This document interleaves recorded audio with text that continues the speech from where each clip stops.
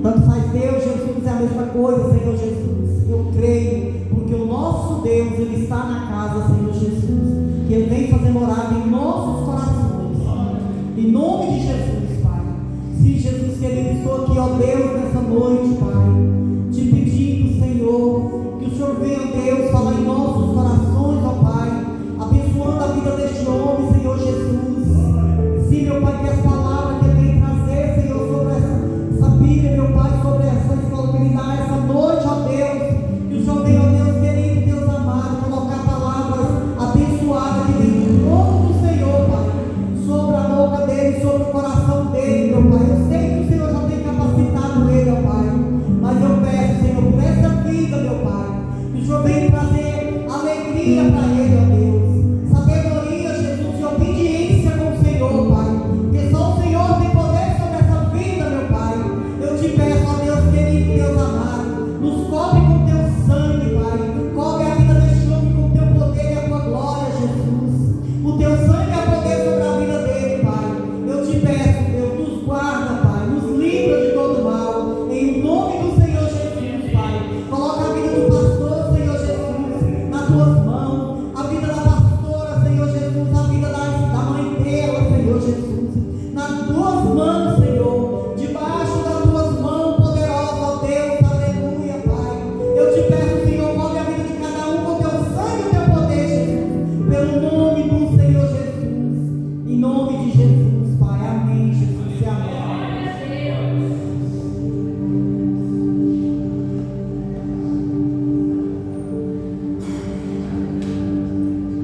Glória a Deus. Livro de Apocalipse, capítulo de número 5, na verdade onde nós paramos no ensino passado, versículo de número 6. Livro de Apocalipse, capítulo de número 5, versículo de número 6 em diante. E então vi no meio do trono e dos 4 serventes, e entre os anciões, de pé, um cordeiro, como tendo sido morto. Ele tinha 7 chifres, bem como 7 olhos, que são os 7 Espíritos de Deus enviados por toda a terra. Amém? Senhor meu Deus, Pai, que eu peço que o Teu Espírito Santo tome de conta deste culto, destas palavras, que todo ensinamento agora venha dos céus, que venha inspirado, Pai, assim como o Senhor entregou a inspiração para aqueles que escreveram essas Escrituras. Que o Senhor venha nos ensinar, que o Senhor venha falar conosco, que o Senhor venha, Pai, acalentar o coração de aqueles que estão necessitando, assim como o Senhor está acalentando os nossos, meu Pai.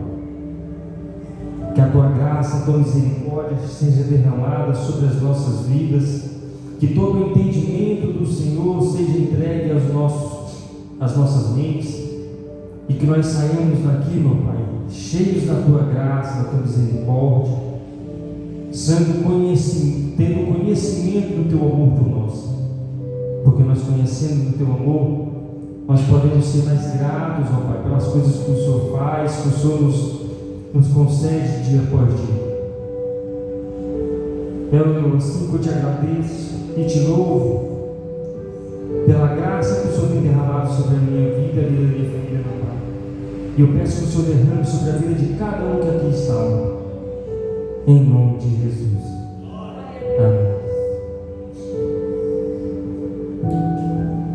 A igreja pode se sentar. No livro de Apocalipse, capítulo de número 6, onde nós paramos no material.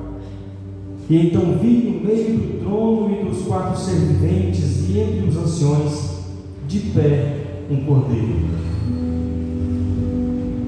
A posição do leão já demonstra a sua superioridade. Ele está no meio do trono, no meio dos serventes, junto ao Pai, entre os anciões. Assim os anciões estariam entre João e o leão, explicando porque um deles lhe falou: agora. João olha para ver o leão e vê o cordeiro. Esta é a primeira de 30 vezes no chamado de Cordeiro. Numa visão em que Deus revela os seus mistérios e Ele tem todo o direito de misturar símbolos para comunicar fatos importantes sobre Jesus e a sua missão.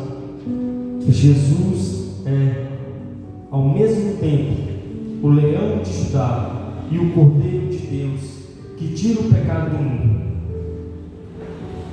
Cordeiros foram usados em rituais de aliança e nos sacrifícios a Deus desde a época dos patriarcas. Tem referência como no livro de Gênesis, capítulo número 15, versículos número 9, capítulo número 22, versículos 7 e 8. O significado mais importante do Velho Testamento vem do Cordeiro Pascual, que serviu para livrar os israelitas da morte e permitir a saída deles do Egito. Tem lá no livro de Êxodo, capítulo número 12, versículo número 1 ao 28. Onde nós paramos? Página 52. A lição, capítulo 5, versículo 6. Achou? Amém. No Novo Testamento, Jesus se tornou o nosso Cordeiro Pascual. Em referência de 1 Coríntios, capítulo número 5, versículo 7. Pois seu sangue nos salvou da morte e nos livrou da escravidão do pecado. Em 1 Pedro, capítulo número 1, versículo 19. Enquanto o leão ruge e despedaça os seus inimigos, o cordeiro foi levado mudo ao matador. Atos capítulo de número 8, versículo 32, Isaías 53, versículo 7, tem as referências. Mas, como veremos no resto do livro, este cordeiro é o principal vencedor.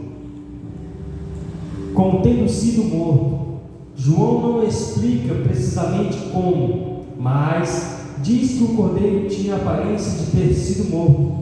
Sabemos que Jesus esteve morto e está vivo, assim retendo a autoridade sobre a morte. Este fato é fundamental à posição do cordeiro, servindo como base de louvor. No capítulo 5, versículo de número 9. Nas expressões, quando João cita a visão de um cordeiro que tinha a aparência de ter sido morto, aqui no próprio estudo vai falar que João não explica o porquê ele usa esse termo de um cordeiro com a aparência de como ter sido morto. Mas se a gente parar para pensar e a gente refletir um pouco nessa aparência de um cordeiro que parecia ter sido morto, na época dos sacrifícios, os animais eles eram degolados para que pudesse a carne escoar mais o sangue. E quando se pensa em um cordeiro, um animal limpo, um animal branco, um animal perfeito, e quando João cita nessas visões de um animal que tinha a aparência como por ter sido morto, dá para a gente imaginar um animal branco, todo manchado de vermelho, como se estivesse ensanguentado, com manchas de sangue.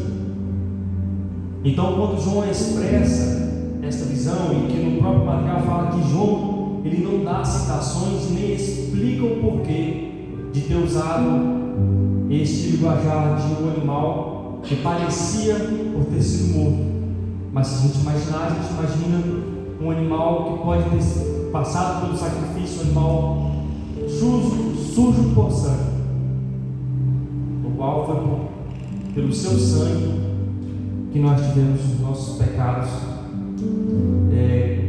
perdoados, mediante confessamento da fé. 7 chifres. Por que João vai ter uma visão do trono? daquele que é o Salvador, com 7 chifres.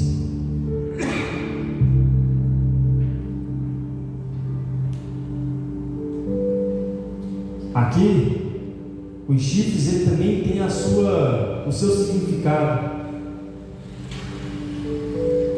As outras vezes no livro que encontraremos figuras com chifres serão os inimigos de Deus, mas aqui o cordeiro tem 7 chifres.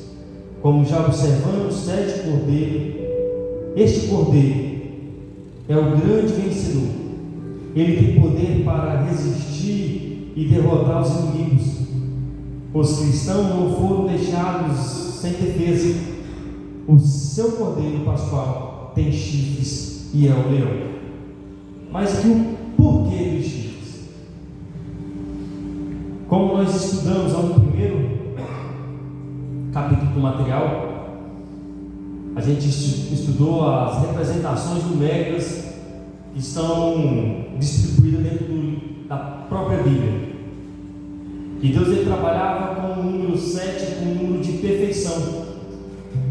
E o número de 7 chifres, ele também tem a sua representação dentro do contexto do livro de Apocalipse. Os 7 chifres representam a força e a capacidade de dominar, enquanto os 7 olhos, que nós vamos ler daqui a pouquinho, eu já ia ler demais. Então nós vemos aqui que os 7 chifres, ele tem uma representação de poder, de autoridade. E aqui no próprio material, ele fala que o Senhor ele não nos deixou como indefesos, mas que aquele cordeiro que porta os 7 chifres é o leão. Então aqui ele mostra como autoridade e poder. E 7 olhos, que são como os 7 Espíritos de Deus. Os 7 olhos indicam a visão perfeita e o conhecimento completo, sendo associado aos 7 Espíritos de Deus. Essa imagem poderosa revela a soberania de Cristo sobre toda a criação e a sua dignidade, para abrir os 7 selos, que revelam os juízos divinos sobre o mundo. Mas o que é os 7 Espíritos de Deus? Alguém parou para estudar, para pesquisar o que eram os chifres, o que eram os olhos e os 7 Espíritos de Deus? O pastor já pregou, já usou menções aqui desses 7 Espíritos de Deus. Tem a referência lá em Isaías, capítulo de número 11. Queria que a igreja abrisse para a gente fazer a leitura. A gente também tem uma referência, Isaías, capítulo de número 11, versículo de número 2.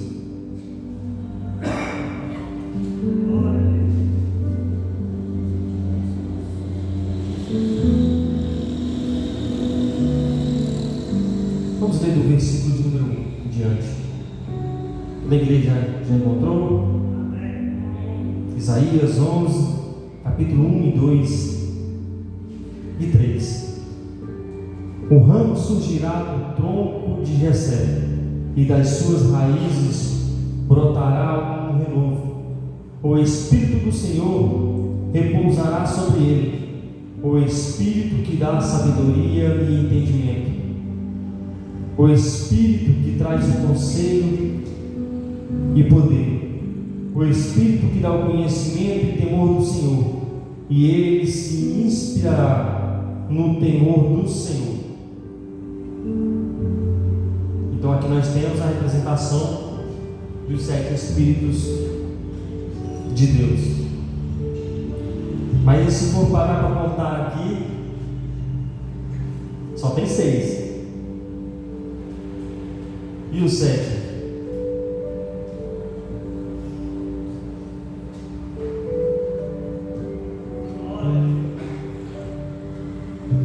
Só tem 6. O sétimo é o próprio Espírito Santo do Senhor.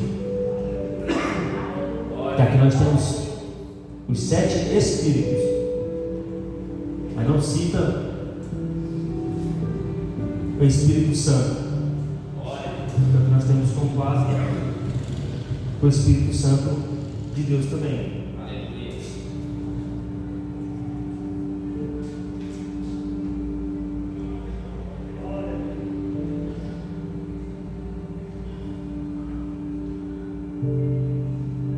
Mais uma vez, refere-se aos 7 Espíritos, esta vez com os olhos enviados por Deus por toda a terra, enfatizando a onisciência do Espírito Santo. É o que acabamos de ver na referência lá em Isaías, de capítulo de número 11. E no versículo de número 7, veio, pois, e tomou o livro da mão direita daquele que estava assentado no trono.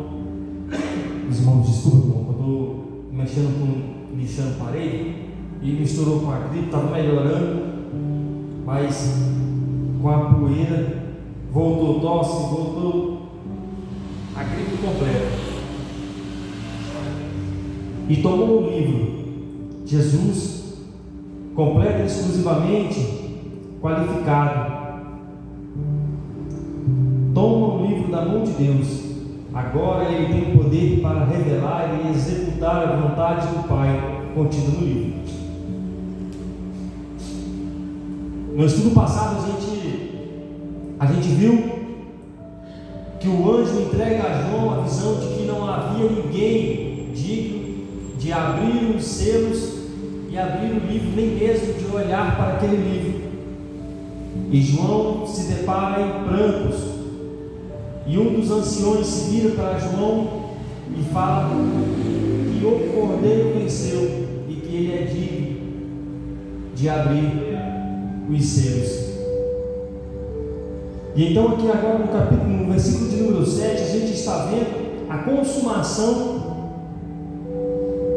da autoridade que foi concedida a Jesus Cristo, o nosso Salvador, para que seja completada a vontade do Senhor, de Deus. E é justamente isso que o versículo de número 7 vai representar: a consumação da vontade e da autoridade de Jesus para abrir os selos e o livro da vida. No versículo de número 8: e quando tomou o livro, os 4 serventes e os 24 anciões prostraram-se diante do Cordeiro, tendo cada um deles uma harpa e taça, cheias de ouro e cheias de incenso, que são as orações dos santos. Quando tomou o livro, os 4 serventes e os 24 anciões prostraram-se diante do Cordeiro. Por ser achado digno de tomar o livro, Jesus se mostra digno de adoração.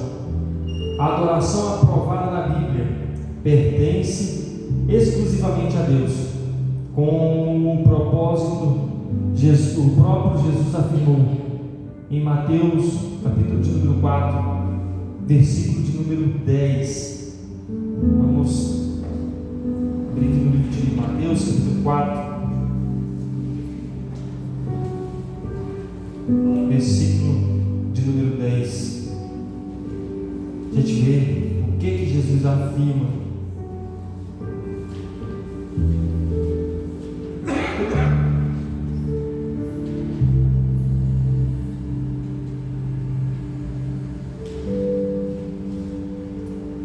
Lembrando que aqui as citações estão no material que, por ser achado digno de tomar o livro, Jesus se mostra digno de adoração. A adoração aprovada na Bíblia pertence exclusivamente a Deus. Aqui está colocando Jesus como o único Deus também, como um ser triúnico.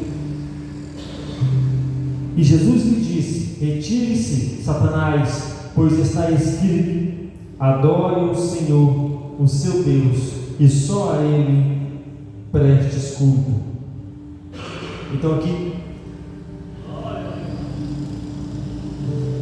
Jesus, quando é levado ao monte, e Jesus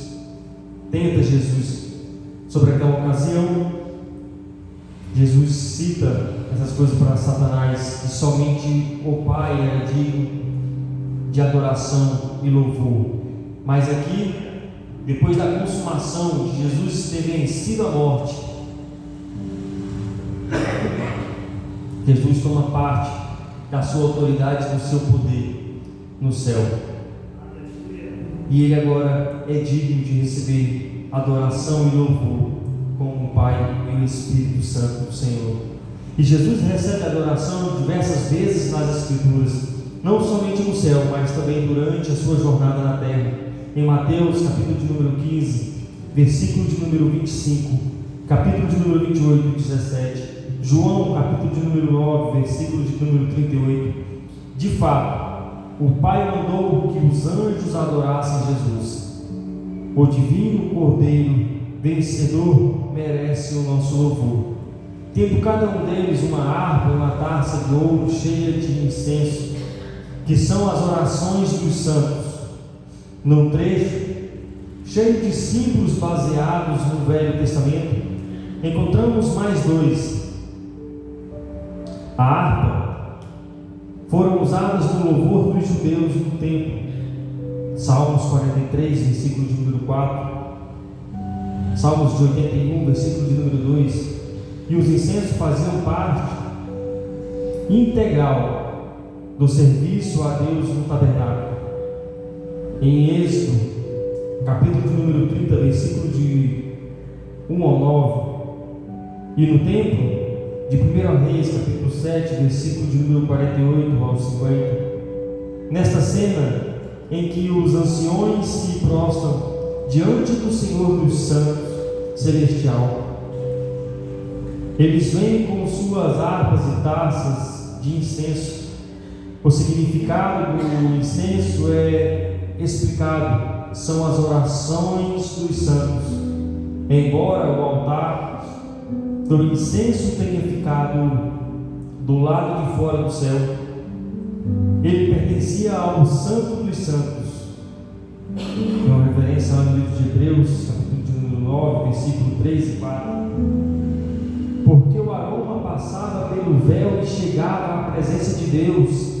Aqui entendemos que o incenso representava as orações dos santos, e chegando a Deus, temos a referência de Salmo 141, versículo de número 2. Vamos voltar um pouco no Antigo Testamento. Não era o Espírito Santo o intermediador, o intercessor de nossas orações. Tinha os profetas, eram incumbidos de fazer as orações, clamar pelo povo e entregar essas orações ao Senhor, ao Deus. E eles não poderiam se prostrar diante de Deus no tabernáculo sem ter os incensos acesos, né? O pastor pregou a respeito disso, quando ele pregou a respeito dos anjos. Que o Senhor, ele recebia as orações através do incenso. Vamos fazer um comparativo aqui, como o Espírito Santo. O Espírito Santo hoje é o nosso intercessor. Ele pega as nossas orações, nossas petições e converte aos ouvidos do Pai. Na época, a fumaça dos incensos subia às narinas de Deus e ele recebia as orações. É tanto que o Senhor repudia Sodoma. Tem a passagem na Bíblia que vai falar que o pecado de Sodoma estava tamanho que a caatinga, o fedor do pecado, chegou às narinas de Deus. Então o cheiro dos incensos também subiu com as orações e os pedidos dos sacerdotes,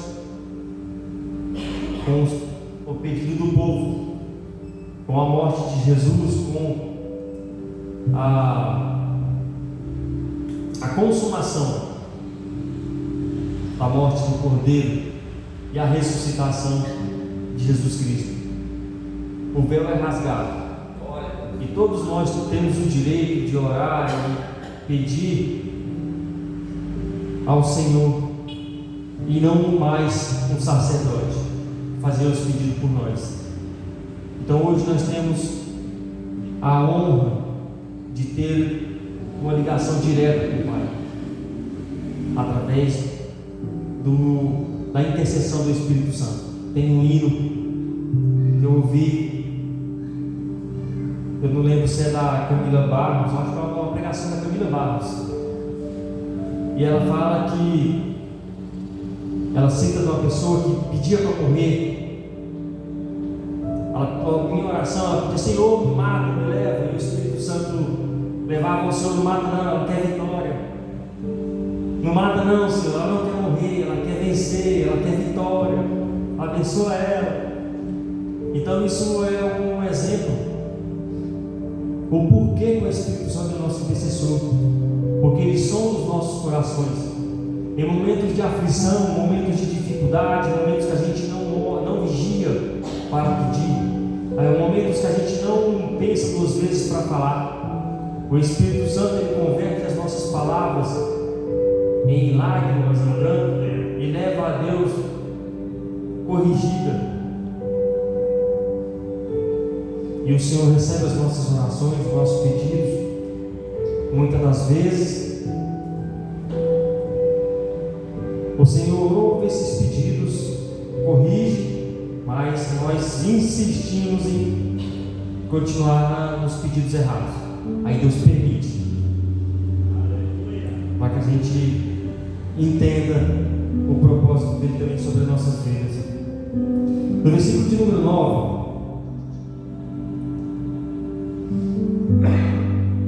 e entoava um novo cântico, dizendo: digno és de tomar o livro e de abrir os selos, porque foste morto, e com o teu sangue comprastes para Deus o que procedem de toda tribo, língua, povo e nação. Então aqui no versículo de número 9 a gente vai ver os 24 anciões proclamando o nome do Senhor e confessando que Ele é digno de abrir o livro da vida e de cumprir os propósitos de Deus.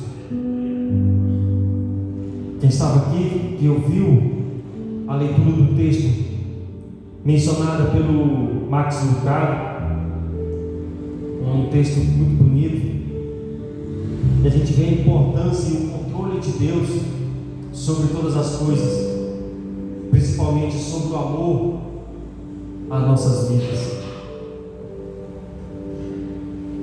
E quando Deus, mesmo sabendo que colocando o poder de escolha sobre nossas vidas, nós voltaríamos para o pecado, voltaríamos para a iniquidade,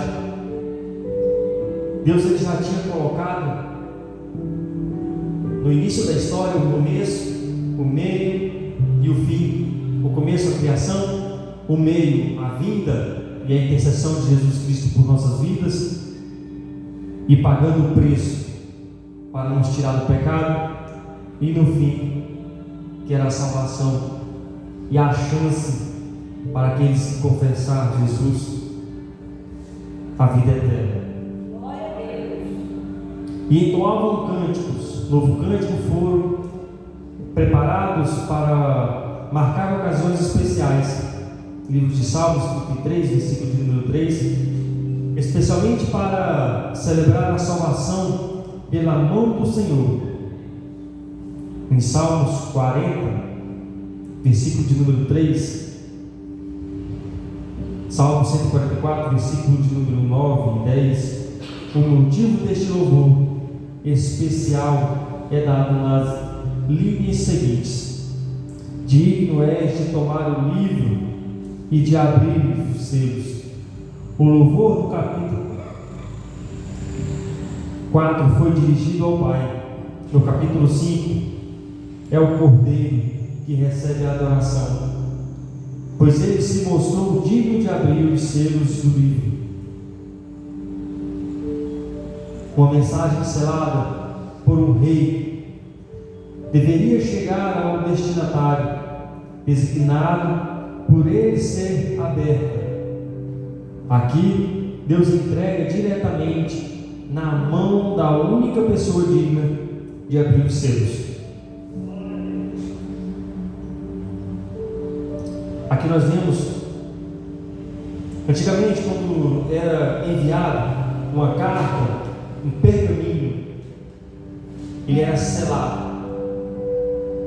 Eu creio que todos assistiram o filme de faroeste, filmes de reis, eu não sei falar o nome daqueles filmes, que no filme mostra eles derretendo uma vela e derramavam sobre o pergaminho ou sobre a carta e selavam ele com um carimbo. Geralmente ele era o anel do rei. E eles derramavam essa cera, a cera ainda mole, eles firmavam o anel por um carimbo.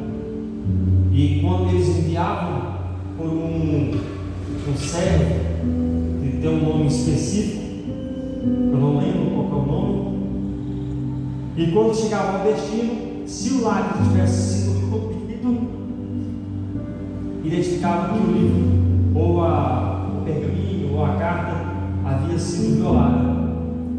Então, quando chegava ao destinatário, ele rompia aquele selo, iria ao seu pergaminho ou à sua carta. Antigamente, no começo, eram pergaminhos, eram folhas enroladas com modelos de carta.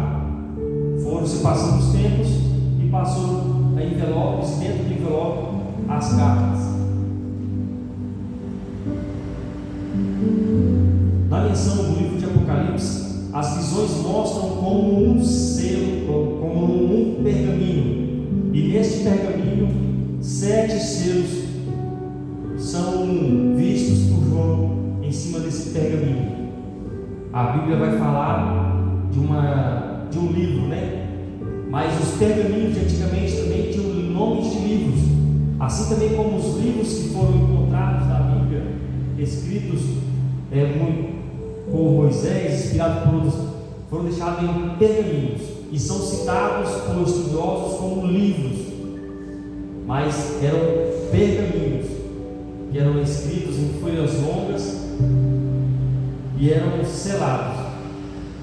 E aqui a visão de João, ele vê também como um pergaminho, e em cima do pergaminho 7 selos, e esses selos eles eram rompidos como? A pessoa pega por cima do selo com o dedão e apertava, e aquele selo se rompia. Por ser cera, ele tinha que ir com a pressão para que ele quebrasse.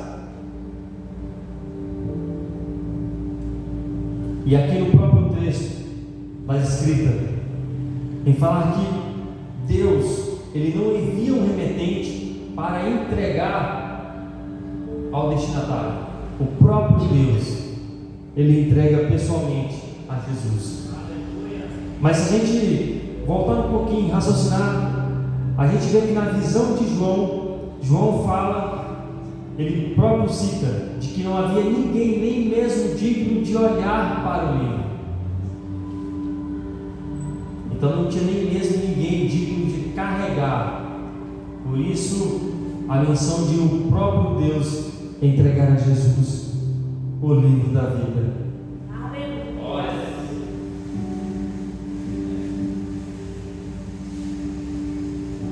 Aqui Deus entrega diretamente na mão da única pessoa digna de abrir os selos. Porque foste morto e com teu sangue compraste para Deus os que procedem de toda a tribo, língua e povo e nação. Jesus recebe louvor por ser Salvador, ressuscitador, que se sacrificou para oferecer salvação a todos. Uma das principais principais controvérsias na igreja do primeiro século foi a igualdade de judeus e gentios diante de Deus.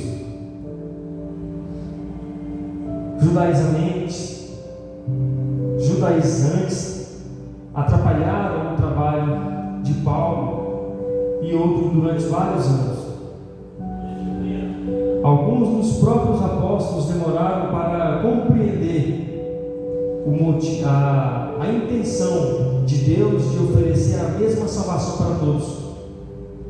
Em referência a Timóteo, capítulo de número 2, versículo 3 e 4, Timóteo 2, versículo de número 11. Por este motivo, ele chama todos ao arrependimento. Vamos abrir aqui no livro de Timóteo, capítulo de número 2. 1 Timóteo, capítulo de número 2.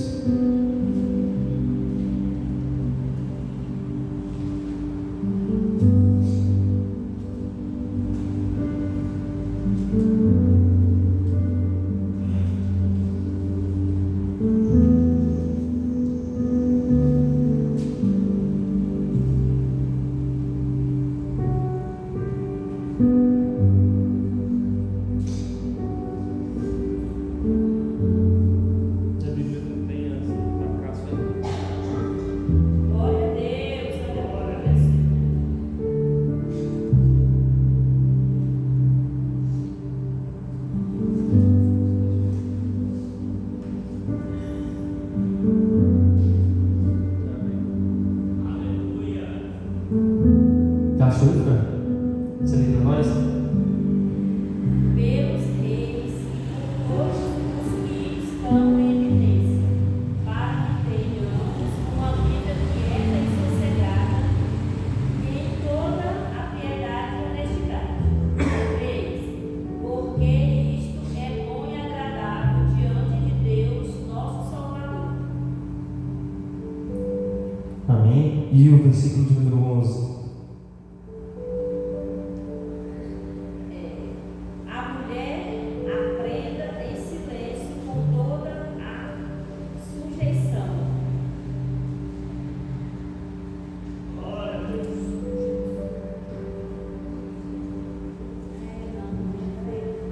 Capítulo de número 2. É o Tito, né?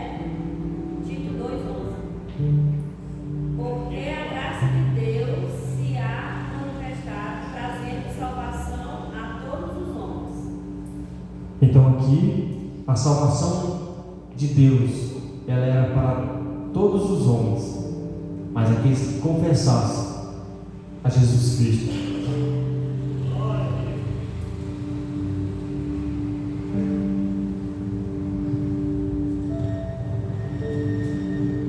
E por este motivo, ele chama todos ao arrependimento. E pessoas de todas as nações são atraídas ao Senhor. Doutrinas como calvinismo, que alegam que Deus, no seu capricho, escolheu alguns para a salvação e recusou outros, contradizem as afirmações no Novo Testamento e negam este motivo de adoração a Jesus. Ele morreu pelos pecados de todos, porque Deus amou o mundo, não somente algumas pessoas. Glória a Deus. Hoje, se você parar para conversar com um ateu,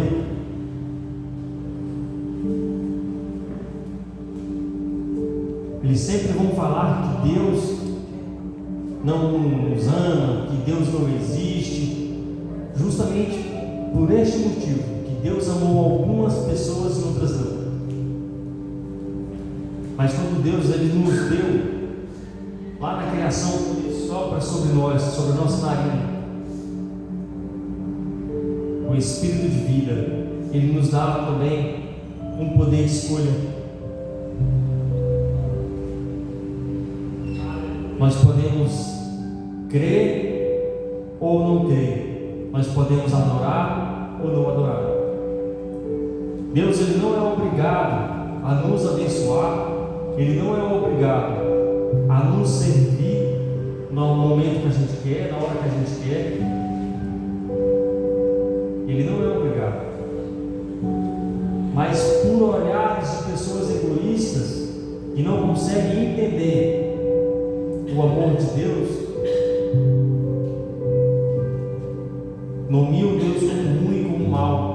Por que, se Deus é tão bom, por que criou o mal? Não podia todo mundo ser só o bem? Igualmente lá no texto de Max Lucado, ele vai usar o termo lá de que se não tivesse dado o poder de escolha, era o mesmo que não ter dado o amor. Porque se a pessoa não escolhe amar, ela é apenas um robô. Então nós somos movidos por escolhas. No nosso dia a dia a gente temos que tomar escolhas o tempo todo. E essas escolhas elas podem refletir coisas boas ou coisas más. Assim também é refletir o amor de Deus sobre nossas vidas. Se nós escolhemos amar a Deus, a servir a Deus, ou se nós escolhemos a virar as costas para Deus e servir ao mundo.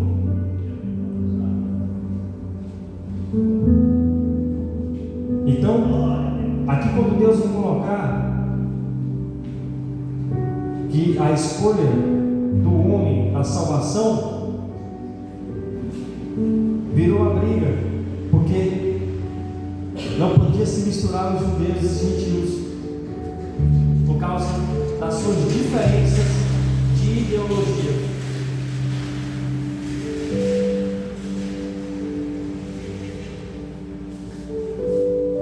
No versículo de número 10: e para o nosso Deus, os constituintes, rei e sacerdotes, e reinarão sobre a terra. Jesus estabeleceu o seu reino e fez sacerdotes de todos os seus verdadeiros discípulos. O reino de Cristo existe atualmente e os salvos fazem parte dele. No livro de Colossenses, capítulo 1, versículo 13, quando nós somos convertidos a Cristo, tornando-nos o sacerdote santo dele, com o privilégio de lhe oferecer sacrifícios.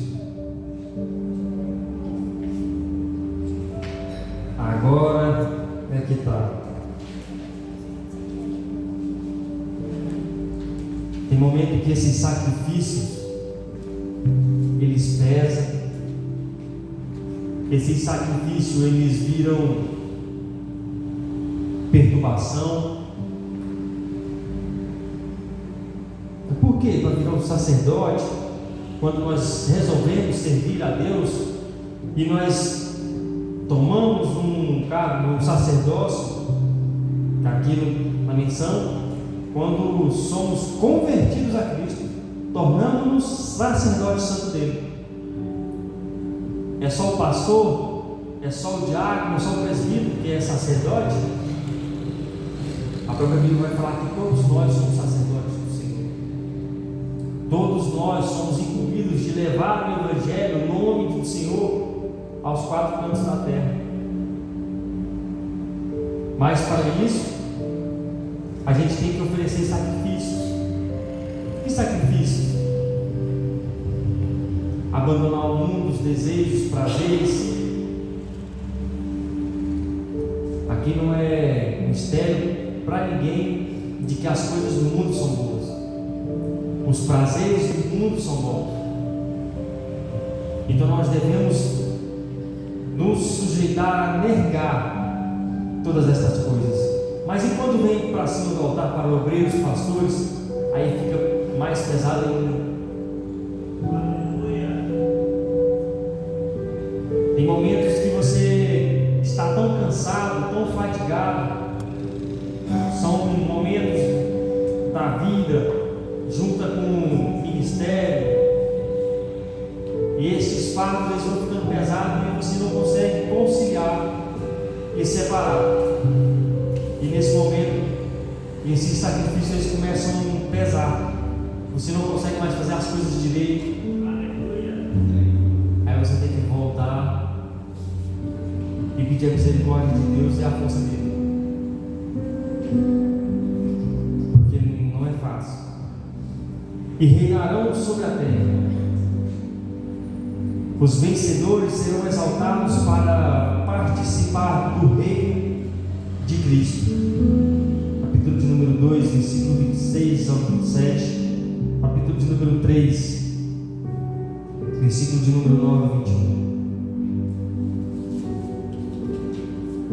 E aqui, aqueles que se submetem a esses sacrifícios e perseveram, as promessas do Senhor serão de exaltação e de participação do reino.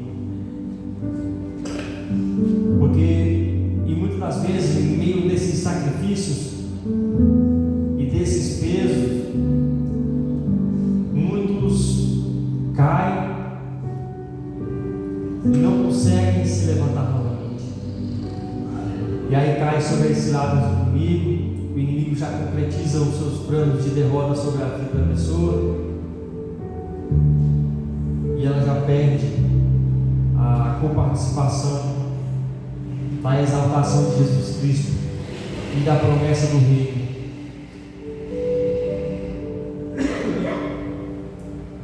Versículo de número 11: E vi e ouvi uma voz de muitos anjos ao redor do trono dos seres viventes e dos anciões, cujo número era de milhões e de milhões e milhares de milhares. E os anciões, evidentemente, iniciaram o louvor, mas João percebeu logo que as hostes dos céus participaram, anjos, serventes, anciões, milhões deles deram honra ao Cordeiro. Se já ficamos emocionados quando participamos de um louvor sincero no meio de dezenas ou centenas de pessoas, imagine como seria o louvor de milhões ao redor do trono, adorando ao Cordeiro que nos resgatou. Tem um grupo americano, é uma orquestra, e quando você para ouvir o louvor dessa orquestra, irmãos, se você fechar os olhos, se a pessoa estiver no Espírito também, amém? A pessoa não consegue se conter. É por isso a menção que ele vai falar assim: se já é difícil se conter, ouvindo grupos, pessoas louvando, que estão verdadeiramente entregando louvor sincero a Deus, é difícil você não sentir a presença de Deus. Agora você se imagine diante do trono de Deus e ouvir uma orquestra de milhões e de milhares louvando e exaltando o nome do Senhor, todos ao mesmo tempo. Se Deus dá o dom para pessoas louvarem e adorar o seu nome, dons maravilhosos, vozes bonitas, agora imagine as vozes dos anjos louvando e adorando. Glória a Deus. Versículo de número 12: proclamando em grande voz: digno é o Cordeiro que foi morto de receber o poder e riqueza, e sabedoria, e força, e honra, e glória, e louvor. Já foi declarado digno diante do Pai de abrir o livro. Agora é declarado digno de receber a adoração da multidão. Lembramos que no Novo Testamento, Jesus ele não aceitava a adoração do povo. O único que era digno de receber louvor e adoração era o Pai. Mas agora, diante da visão de João, após a morte, o Cordeiro é recebido com uma grande cerimônia, aonde o presente da cerimônia era um livro E como consequência do livro, a adoração é submetida a Ele também. E agora Ele é digno de receber a adoração da multidão celestial. O poder e riqueza, sabedoria, força, honra e glória e louvor.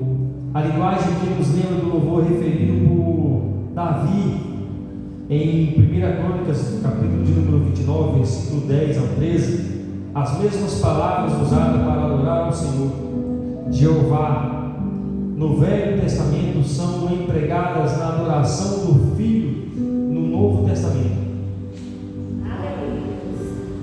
Versículo de número 13: então ouvi que toda criatura que há no céu e sobre a terra e debaixo da terra e sobre o mar, e tudo o que neles há, estavam dizendo: aquele que está sentado no trono e ao Cordeiro sejam o louvor e a honra e a glória e o domínio pelos séculos dos séculos.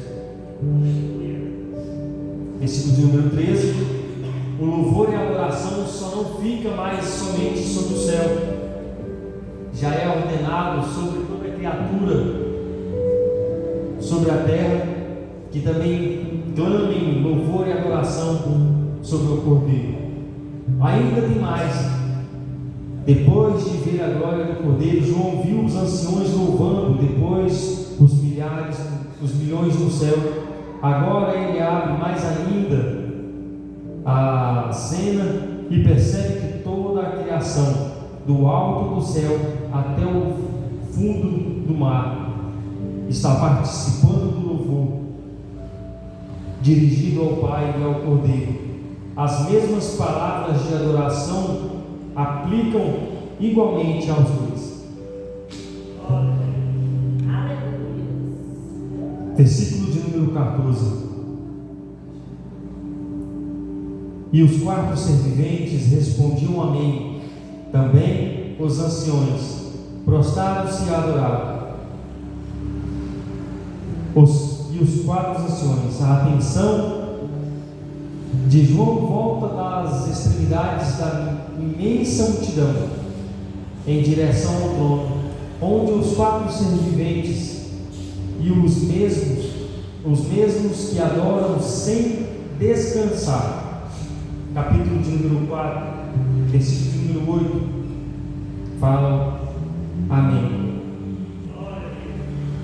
Esta cena de louvor começa e termina com os anciões.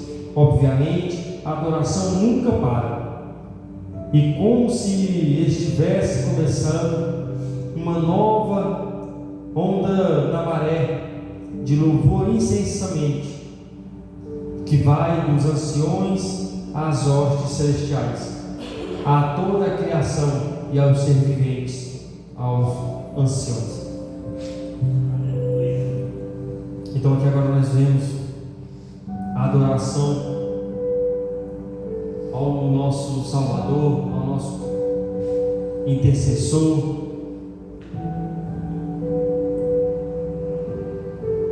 aquele que por meio do seu sangue nós somos dignos de salvação. Nós temos a oportunidade e a escolha da vida eterna mediante sacrifícios sacerdotais.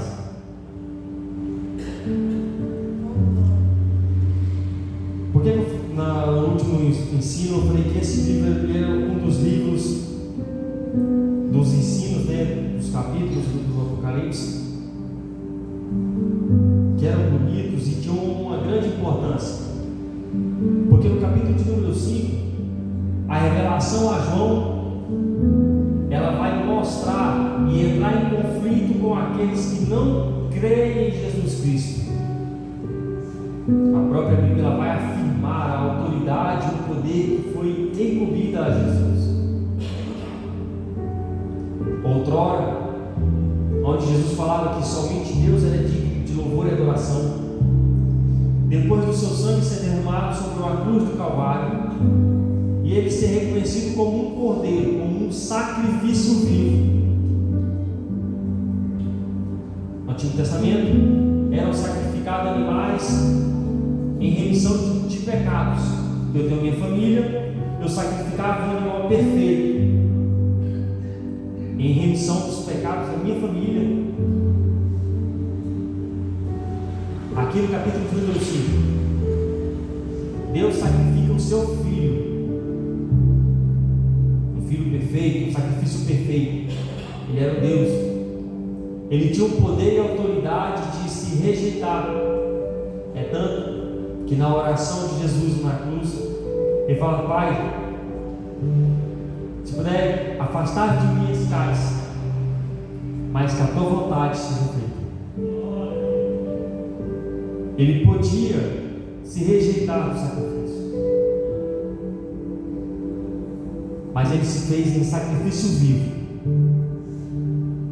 por um propósito do amor de Deus, para que nós pudéssemos ser salvos, para que as nossas escolhas de pecado nos pudesse dar um pouco da salvação de Deus, das promessas que foram colocadas no jardim do Éden. Muitos podem falar assim que Deus foi injusto em colocar o fruto no jardim. O jardim não era para ser perfeito, mas a criação, para ser perfeita, ela também tem que ser testada. Deus entrega a Adão o poder da escolha e coloca sobre o jardim também uma ordenança. Deus entrega para Adão o jardim, mas ordena a Adão que não comesse do fruto. Deus deu a escolha a Adão de todo o jardim, menos uma. Mas aí é o poder da escolha. Não quer dizer que Deus já criou o homem imperfeito. Olha só o que vem na minha cabeça. A consciência da gente, ela nos leva a tomar decisões erradas ou certas, né? Na vida eterna, a Bíblia vai citar de que será tirado de nossa consciência dor, lembrança, ranger de dente, sofrimento, será tirado. Agora você se imagina sobre uma condenação eterna, um sofrimento eterno, para ficar mais além. Eu creio que aqui todos já passaram por uma situação que não queriam ter passado e que desejam que ela passasse rápido, ou que seja um problema financeiro, uma enfermidade,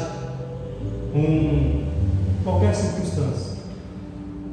Eu creio que aqui o mais difícil é uma enfermidade. Eu já passei. Eu acidentei uma vez de moto que eu pensei que eu nunca mais ia andar, e eu chorava todo dia. Agora você se imagina o seu consciente te lembrando todos os dias de que você não vai andar.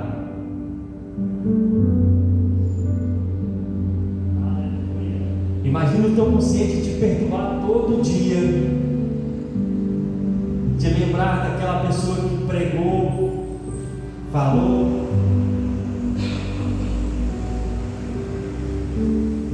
Eu creio que aqui todo mundo é cristão, mas quem está assistindo as gravações, eu creio que muitos que não são cristãos vão assistir. E imagina você lembrar, você está sobre aquele sofrimento eterno, que a Bíblia vai falar que não tem mais salvação, não tem mais perdão depois da condenação. Depois passou o juízo, é condenação eterna e acabou. E você se imagina naquele sofrimento eterno e você se lembrar, o seu consciente te martirizar, te fazer lembrar, voltar atrás daqueles que pregaram, falaram do amor de Cristo. um ateu, que cita que Jesus, que Deus não existe, que Jesus muito menos. Se lembrar de todas essas coisas, se lembrar das vezes que um cristão pregou falando que Jesus estava às portas, até mesmo o espírita que acredita na reencarnação. Se imagine agora, depois da morte, uma condenação eterna no inferno, que lá vai ser como no Sheol, como a segunda morte, a segunda condenação, e você saber que não tem mais o poder da salvação sobre a sua vida, você não tem mais a intercessão do Espírito Santo, nem mesmo a de Cristo sobre a sua vida.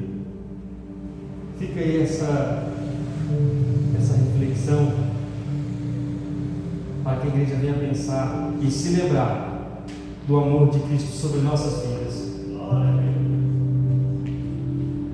Próximo ensino, página 56, a gente vai ver o Cordeiro abre os primeiros 6 selos. Agora a gente vai começar a ver as profecias. A gente vai começar a ver agora os primeiros sinais dos princípios das dores. A gente vai ver na lição de número 14 no próximo ensino. Amém?